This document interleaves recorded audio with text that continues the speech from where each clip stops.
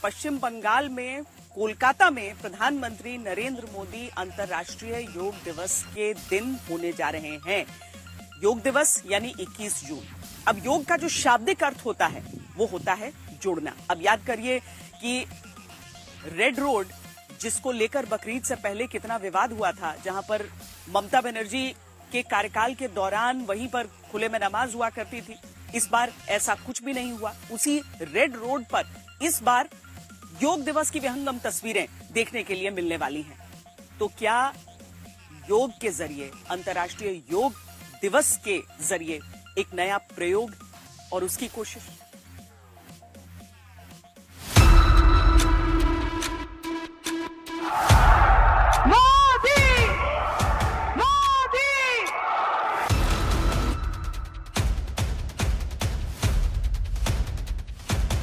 कोलकाता की red road, वो ऐतिहासिक सड़क जो पश्चिम बंगाल में राजनीतिक बदलाव से दुनिया को खबरदार कर रही है।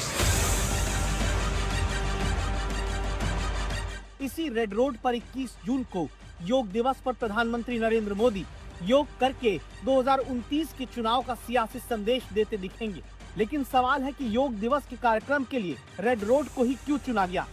नरेंद्र मोदी का बंगाल जाना 2029 के लिहाज से अहम क्यों है?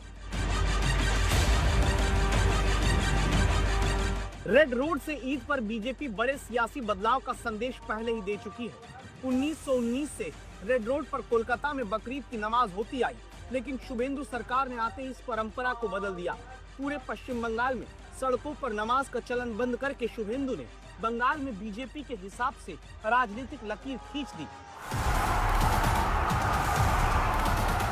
जिसे लंबा करने के लिए अब प्रधानमंत्री मोदी पश्चिम बंगाल पहुंच रहे हैं, जहां 4 मई से पहले उन्हें सियासी चैलेंज दिए जाते थे। नरेंद्र, आपने अनाउंस किया था बंगाल की सभी 294 सीट्स पर आप ही कैंडिडेट है। बड़ी बड़ी बात छोड़िए, ये चैलेंज स्वीकार कीजिए।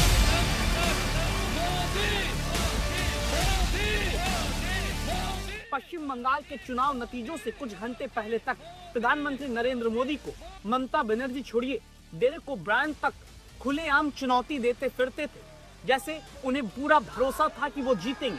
प्रधानमंत्री मोदी से पूछा जा रहा था कि बंगाल चुनाव जीतने का दम है क्या?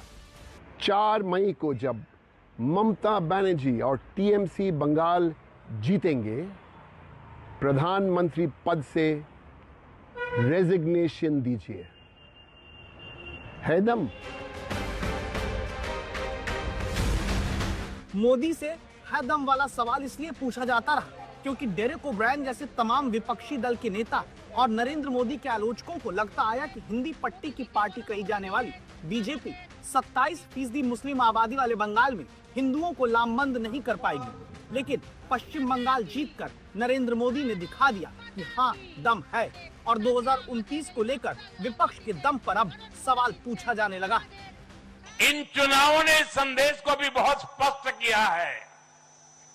बंगाल, तमिलनाडु और केरल में जिन 3 सरकारों को जनता ने सत्ता से बाहर किया, उनकी एक समान पहचान थी, विभाजन की राजनीति। यही उनकी पहचान थी। उनकी राजनीति जोड़ने की नहीं, तोड़ने की थी। तो पश्चिम बंगाल जीतकर क्या नरेंद्र मोदी ने 2029 का सेमीफाइनल जीत लिया? क्या इसीलिए पश्चिम बंगाल को बीजेपी 2029 के लोकसभा चुनाव में जीत की धुरी बनाने में जुट गई है? मैं बंगाल की जनता का, असम की जनता का, पुडुचेरी की जनता का, तमिलनाडु और केरलम की जनता का आज आदरपूर्वक नमन करता हूं। अगर 2029 के लिहाज से बीजेपी के लिए किसी एक राज्य को निर्णायक माना जा रहा है तो वो पश्चिम बंगाल है। क्या इसीलिए पीएम मोदी के विदेश दौरे में भी इस राज्य से जुड़ाव गहरा करने की कोशिश होती दिखती है, जिसमें स्वीडन में नरेंद्र मोदी का बंगाली रीति रिवाज से स्वागत होता दिखा है।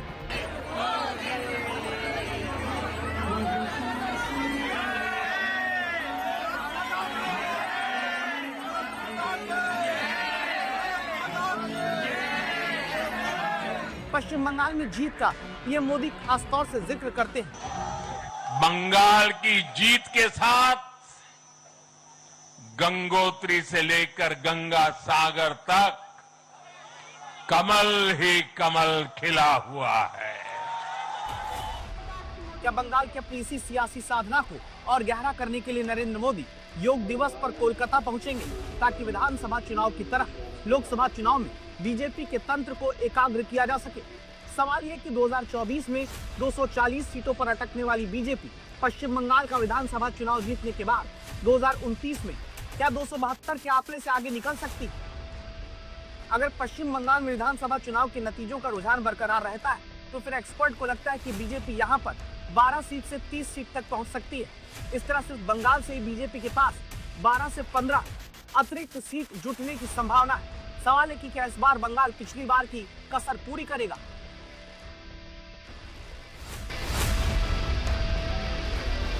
शुभेंदु अधिकारी जिस तरह से अपने फैसले ले रहे हैं, मंदिरों के दौरे कर रहे हैं, बकरीद पर गौ पूजा कर अपने वोटर को संदेश दे रहे हैं, उसे देखते हुए आज के माहौल में एक्सपर्ट 2029 में बीजेपी को बंगाल में आगे मानते हैं। सवाल है कि बीजेपी की इसी उम्मीद को नई ऊर्जा देने के लिए नरेंद्र मोदी कोलकाता आ रहे हैं, जहां रेड रोड से बंगाल बदलने का संदेश पूरे देश में पहुंचेगा।